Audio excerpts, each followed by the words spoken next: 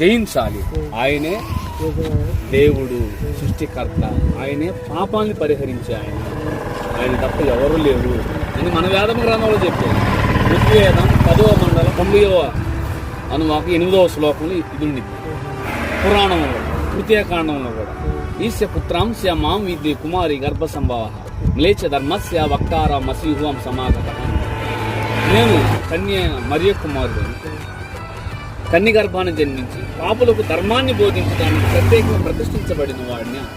మరి కన్య గర్భాన్ని పుట్టిన వాళ్ళు మనోళ్ళు ఎవరైనా ఉన్నారా? పరిశుద్ధాత్మ ద్వారా పుట్టిన వాళ్ళు ఎవరు ఉన్నారు? ఎవరు మరి ఆయన? ఎవరు చెప్పండి కదా. ఓం శ్రీ కన్యసుతాయ నమః, ఓం శ్రీ మూర్ధాయ నమః, ఓం శ్రీ పంచగాయ నమః. ఓ నా దేవ, నువ్వు కన్యగర్భంలో పుట్టినందుకు నీ స్తోత్రాలు. ఓ దేవ, నువ్వు పరిశుద్ధాత్మ ద్వారా పుట్టినందుకు నీ స్తోత్రాలు. ఓ నా దేవ, నా పాపాల కొరకు 5 గాయాలు పొందినందుకు నీ స్తోత్రాలు. మన సహస్రనామాలు చెప్తుంది.